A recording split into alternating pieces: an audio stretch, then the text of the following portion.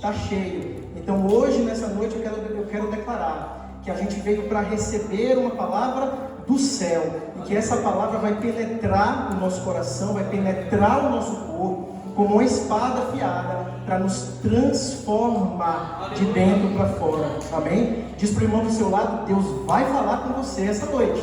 Fica esperto, Ele vai falar com você essa noite. Hoje você encontra o caminho para a fé que você tem procurado. Amém? Mas antes, nós vamos orar. Amém? Feche seus olhos. Ó Senhor Deus, ó meu Pai Todo-Poderoso. Primeiramente, Senhor, obrigado, Pai. Obrigado porque numa noite tão fria, o Senhor nos trouxe para a Tua casa, Senhor. Podíamos estar fazendo qualquer coisa, Pai, mas decidimos vir, adorar, dizer, declarar que Tu és santo, Pai. Colocar sobre os Teus pés as nossas dificuldades e o nosso agradecimento, a nossa gratidão por tudo que o Senhor tem feito na nossa vida, Senhor. Abençoa, Senhor, esse culto, abençoa essa palavra, que os nossos irmãos possam receber, Senhor, essa palavra do céu e usar isso, Pai, para caminhar mais próximo de Ti durante a nossa vida. É o que nós oramos no nome de Jesus.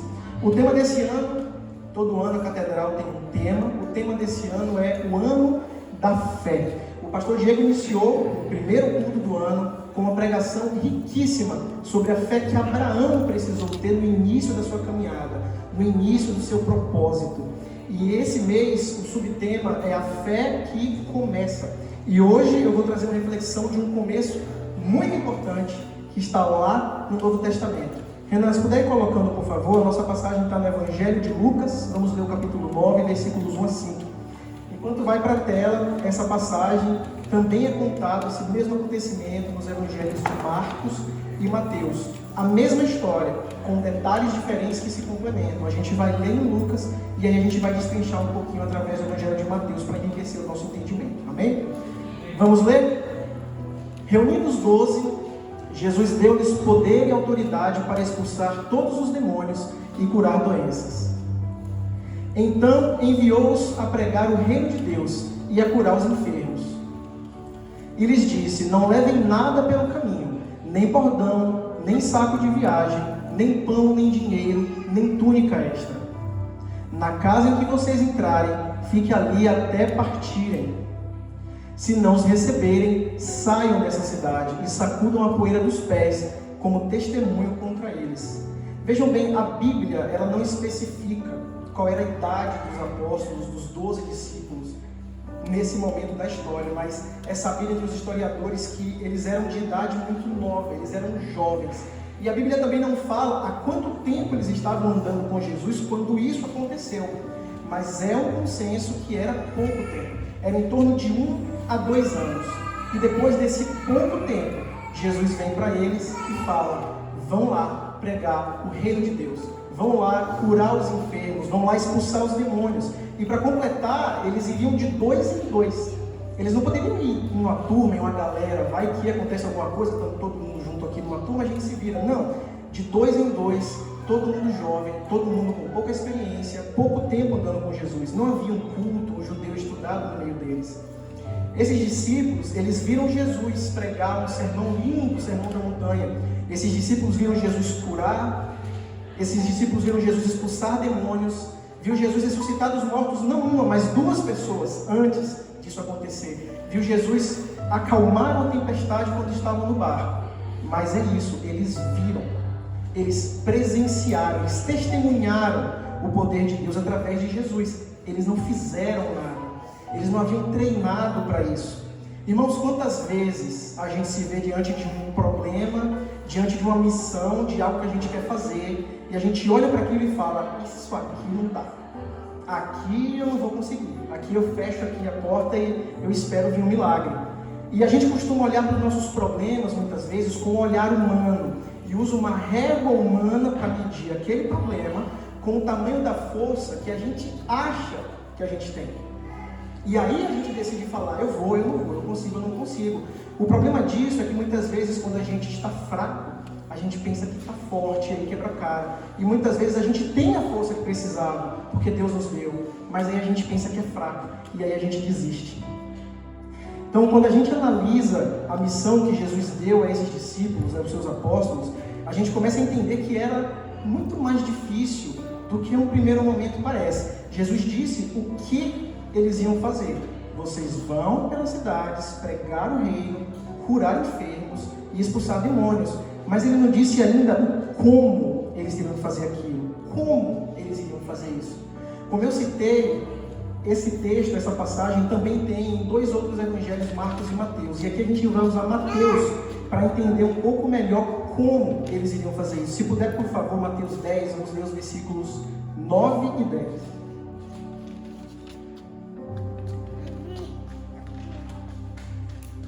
Começando pelo Mateus 10, versículos 9 e 10.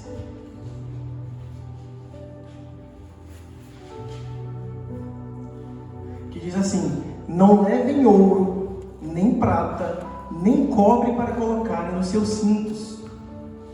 Não levem nenhum saco de viagem, nem túnica extra, nem sandálias, nem bordão, pois o trabalhador é digno do seu sustento. Ora, ele disse: vão e vão só com a roupa do corpo.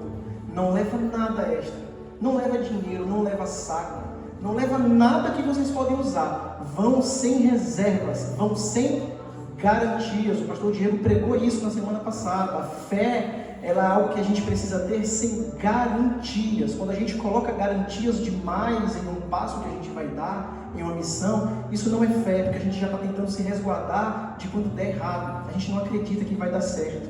E aqui Jesus fala: se preocupem em pregar, se preocupem em curar, se preocupem em libertar, em purificar. O resto, deixa comigo. Não se preocupem. Qual o tamanho da fé para eles conseguirem não se preocupar com coisas tão básicas como roupa e comida? Você sair numa viagem, eram dias, não era ir ali na esquina e voltar, eram dias. Não leva roupa, não leva comida, não leva dinheiro.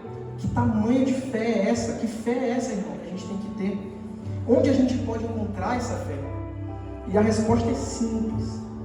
Jesus nos garante lá em Mateus 6,25. Por isso digo a vocês: não se preocupem com a própria vida, quanto ao que comer, quanto ao que beber, nem com o corpo, quanto ao que vestir. Jesus tinha falado isso para eles antes do acontecimento que a gente está estudando. E ele completa nessa passagem: busquem primeiro então o reino de Deus e a sua justiça, e todo o restante vai ser acrescentado. Busquem o que primeiro? O reino de Deus e a sua justiça. E aí você vai ter roupa para vestir, e aí você vai ter comida para comer, porque Ele é Deus para te dar. Jesus reforça na prática agora o que Ele havia ensinado antes. Ele já ensinou isso antes, e agora eles têm que colocar aquilo em prática.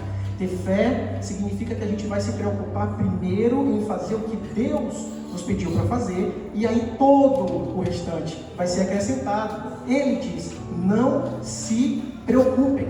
A palavra é não se preocupem. Sabe, a vida já é tão difícil, a gente já tem tantas incertezas, a gente tem tanto risco, que se a gente usar o tempo precioso que Deus deu para a gente, se preocupando com tudo, não vai sobrar tempo para buscar a presença dEle, não vai sobrar tempo para buscar a face dEle, que é o que Ele quer de nós. Jesus não está te pedindo para buscar roupa, para buscar comida, para buscar carro, dinheiro, fama. Ele está pedindo: busque a mim, busque o meu reino, busque a minha presença, busque a minha face. E a ordem aqui é clara: coloquem a mim como prioridade. Ele deixou claro: a prioridade sou eu. Antes de fazer qualquer coisa, busque a mim. Quem aí está pronto para buscar Deus primeiro em 2026? Para buscar Ele primeiro. Por um momento, coloca todas as suas preocupações de lado. Coloca de lado e responda: o que eu vou fazer para colocar Deus em primeiro lugar nesse ano de 2026? Por onde eu posso começar? O que eu preciso começar a fazer? Guarda isso na sua mente e a gente vai chegar lá nesse ponto. Então eles não podiam levar roupa, não podiam levar comida, não podiam levar dinheiro. Onde eles iriam dormir? Era uma viagem longa, era uma viagem de dias, talvez semanas. Aonde eles iriam dormir? Se puder colocar, por favor, em Mateus 10, vamos ler somente o versículo 11. Que diz assim: na cidade ou no povoado em que entrarem, procurem alguém digno de recebê-los, e fiquem na casa dele até partirem. Não ia ter hotel, não ia ter Airbnb, não ia ter pensão, não ia ter casa de amigo. Eles não sabiam, ao chegar em uma cidade, aonde eles iriam dormir. Ele somente diz: procure alguém que é digno de receber. Você nem sabe onde você vai dormir. A fé deles aqui continuaria sendo testada, agora pelo risco de não ter aonde repousar. E a gente tantas vezes se pega insatisfeitos. A gente tem casa para morar. A gente tem casa para morar. E às vezes a gente está murmurando: minha casa é pequena demais. Minha cozinha é pequena demais. Eu queria uma sala 2 vezes desse tamanho. Minha casa é longe demais, podia ser mais perto do centro. E pela graça de Deus, a gente tem aonde repousar. A gente não precisa se preocupar com a temperatura que está lá fora, porque temos aonde repousar e temos aquecimento em nossa casa. E mesmo assim, tantas vezes ficamos insatisfeitos. Guarde isso que eu vou falar no seu coração. A nossa casa, ela não está entre 4 paredes. A nossa casa está nos braços do Pai. Essa é a nossa casa, essa é a nossa verdadeira morada. E não poderia ter morada melhor. Acredite, não poderia ter. Não existe palácio, não existe castelo, não existe mansão que seja melhor do que a morada na casa do Pai, ao lado dele. Salmo 91, 1 e 2 diz: aquele que habita no abrigo do Altíssimo descansará à sombra do Todo-Poderoso. É na casa dele que a gente descansa. Direi ao Senhor: tu és o meu refúgio, a minha fortaleza. É a casa dele que é a nossa fortaleza. É lá que a gente encontra refúgio, em nenhum outro lugar. E não termina aí. Não termina aí essa história. A gente não pode levar roupa, não pode levar comida, não pode levar dinheiro, e a gente não sabe de antemão onde a gente vai dormir. Bom, os discípulos podem até pensar agora. Se ele está falando que ele falou que não vai ter roupa, que não vai ter dinheiro, que não vai ter comida, mas lá atrás ele falou: não se preocupa com o que vestir, não se preocupa com o que comer, porque o Senhor Todo-Poderoso vai te dar. Então eles podem falar: vai dar certo, confia, vai dar certo, a gente consegue. Só que aí vem a circunstância. Mateus 10, se puder colocar por favor, Renan, 16 a 18. Em que circunstância eles foram fazer essa missão? Prestem atenção. Eu os envio como ovelhas no meio de lobos. Portanto, sejam prudentes como as serpentes e inocentes como as pombas. Próximo versículo. Tenham cuidado, pois os homens os entregarão aos tribunais e os açoitarão nas sinagogas deles.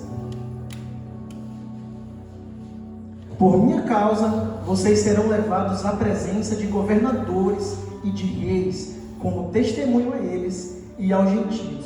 Bom, creio eu que se o desespero não tinha batido até então, o desespero provavelmente bateu nesse momento naqueles discípulos. Será? Mas será? Eu não posso levar nada, eu não sei o que vai acontecer comigo. E tem mais. E tem mais. Vocês vão estar sendo jogados como ovelhas no meio de lobos. Vocês vão ser perseguidos, vocês vão ser apedrejados, vocês vão ser açoitados, presos e julgados. Será que é fácil essa missão? Aqui a fé deles encontra o desafio máximo.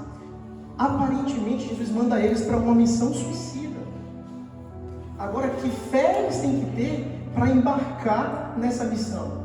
A fé para aceitar isso não é qualquer fé. É algo que está muito além do que a gente pode imaginar. Muito além.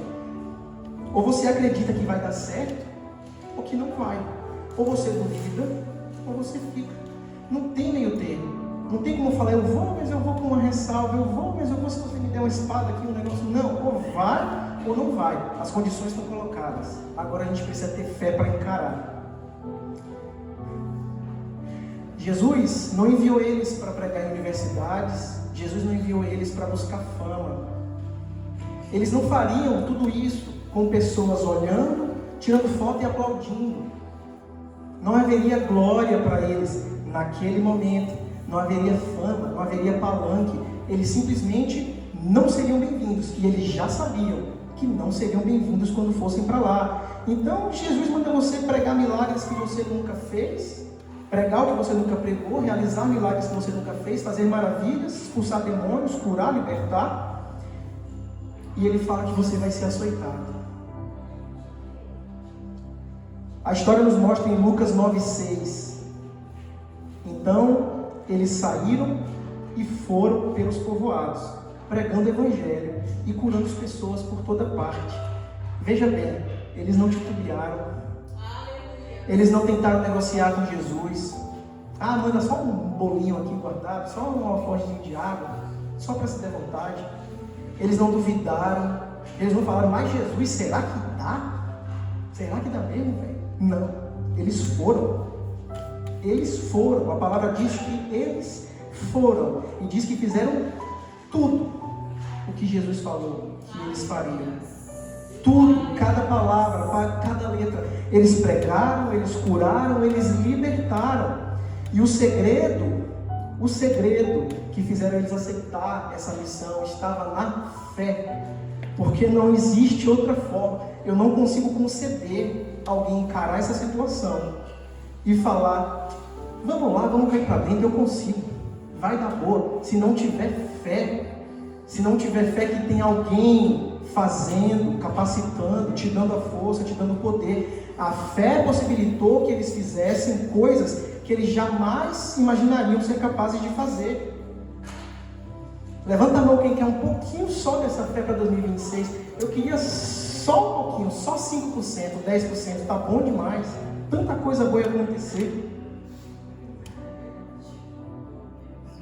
E por que a fé é a chave para dar esse passo importante? Porque eles deram um passo. Eles eram discípulos que andavam com Jesus há 2 anos, observaram, testemunharam, aprenderam, mas agora é um passo gigantesco. Agora vocês vão fazer. Vocês não vão falar o que eu fiz, vocês vão fazer.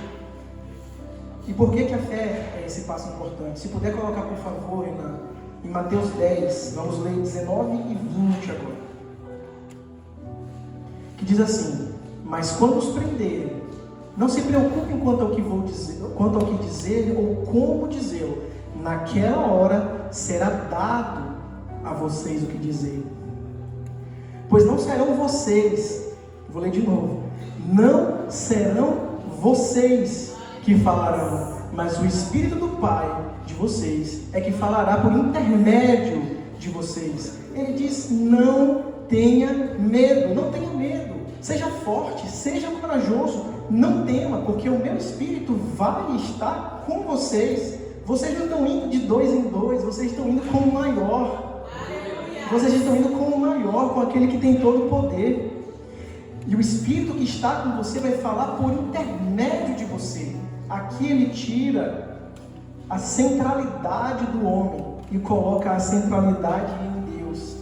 Não tenha medo de você não dar conta, porque não é você quem tem que dar conta, porque não é com a sua força, é com a força de Deus.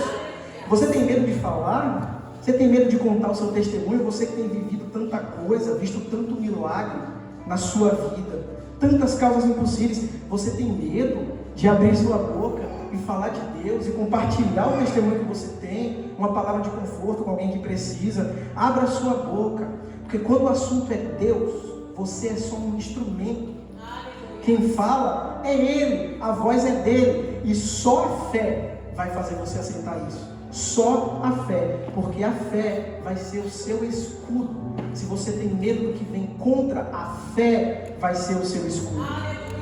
Paulo diz aos Efésios, usem o escudo da fé, com o qual vocês poderão apagar todas as setas inflamadas do maligno. Não algumas, não as mais fáceis, todas as setas serão apagadas com o escudo da fé. E aqui a gente vai voltar lá para o início, para entender também quando Jesus deu essa missão aos apóstolos, que a gente leu, mas a gente leu rapidamente, às vezes a gente esquece, porque a gente fica centrado ali na dificuldade da missão que Jesus passou. E lá em Mateus 10:1, não precisa colocar ainda, não tem problema.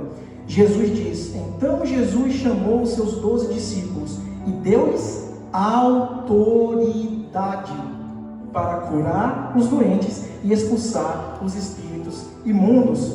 Irmão, da mesma forma que Deus não deixa você passar uma tentação que você não pode vencer, porque Ele vai te dar as armas para vencer essa tentação, Ele não vai te dar uma missão que você não possa completar, porque o que Ele está dizendo aqui é que a missão é sua, mas a força é dele. Ele vai completar a missão para você. Não é no teu braço, não é na sua inteligência, não é na sua experiência. A força vem do alto. Ele vai fazer através de você, porque de você não emana poder, mas dele emana todo o poder no céu e na terra. A gente vai ter coragem de seguir o caminho de Cristo e a honra de sermos usados por Deus quando a gente entender que a gente tem que se retirar do centro e colocar a Cristo no centro. O Evangelho é de Cristo. Não é do pastor Diego, não é da pastora Carliana, não é do livro. O Evangelho é de Cristo. E como que a gente pode usar a fé nisso tudo? Como que a gente consegue fazer um apanhado da fé em tudo isso que a gente está falando? É através das promessas que Cristo nos fez.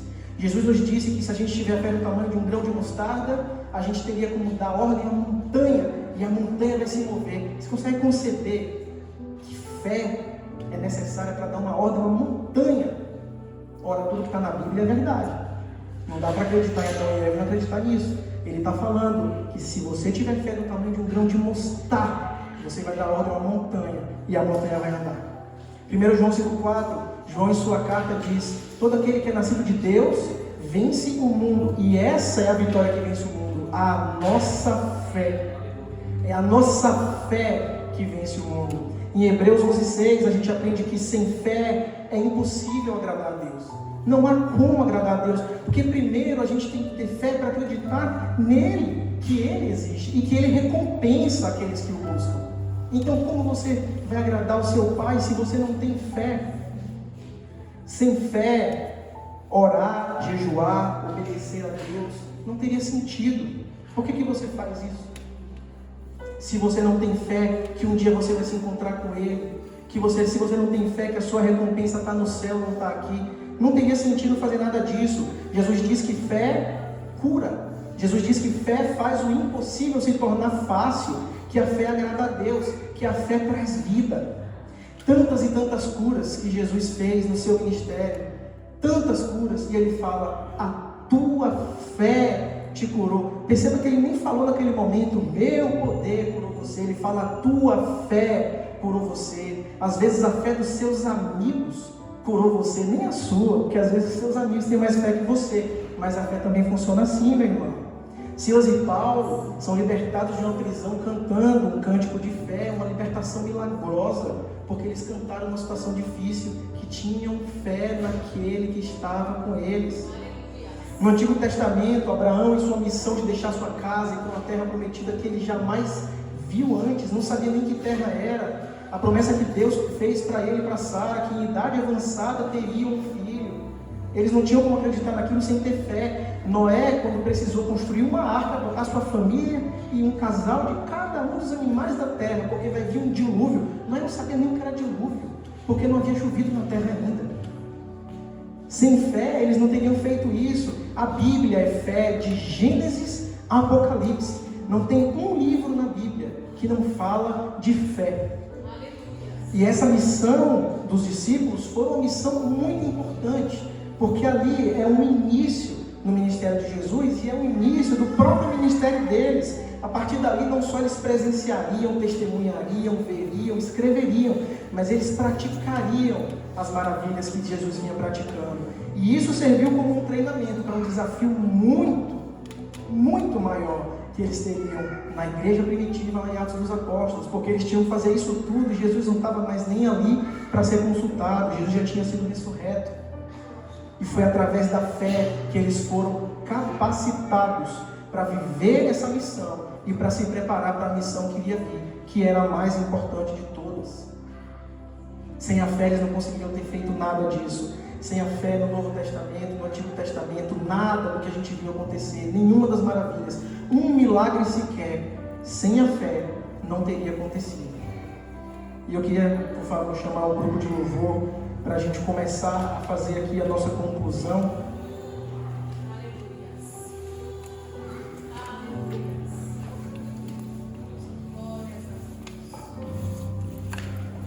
A fé dos pequenos começos é o tema da pregação. A fé dos pequenos começos. Qual que é a recompensa da fé, então? Então, se a gente fala: tá bom, eu entendi o que você está falando aí, tem que ter fé, vamos ter fé. Qual que é a recompensa da fé?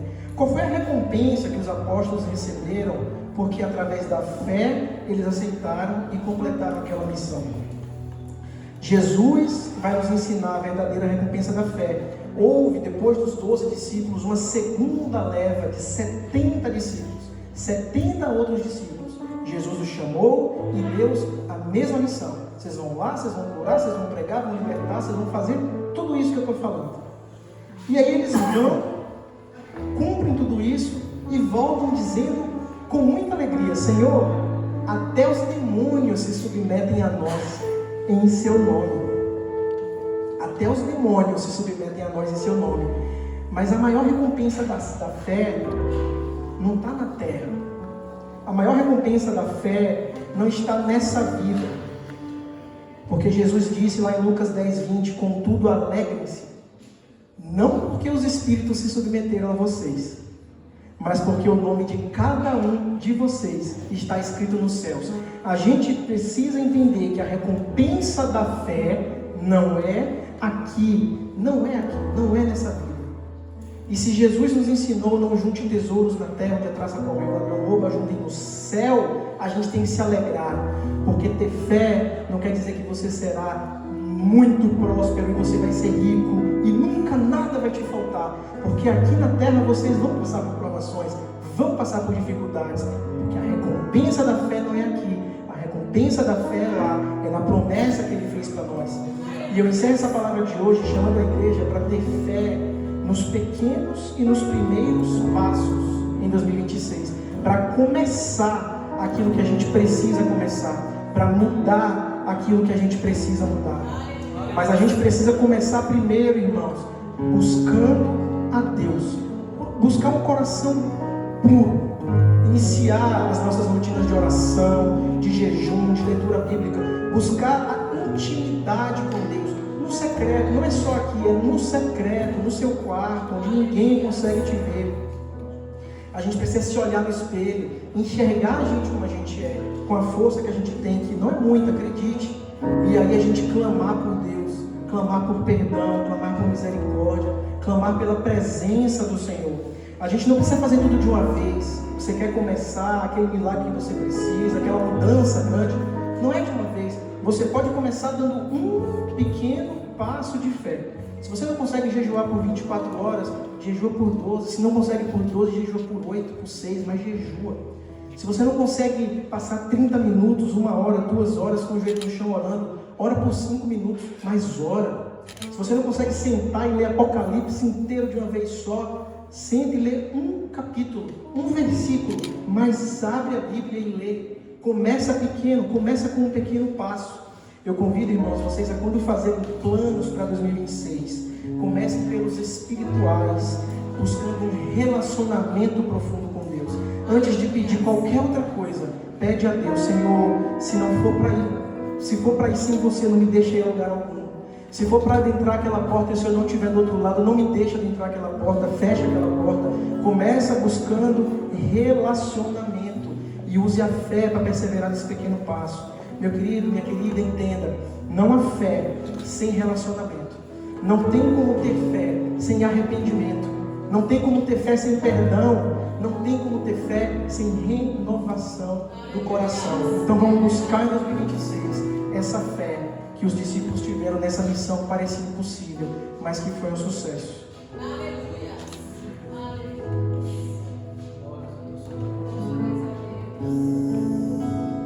Cada vez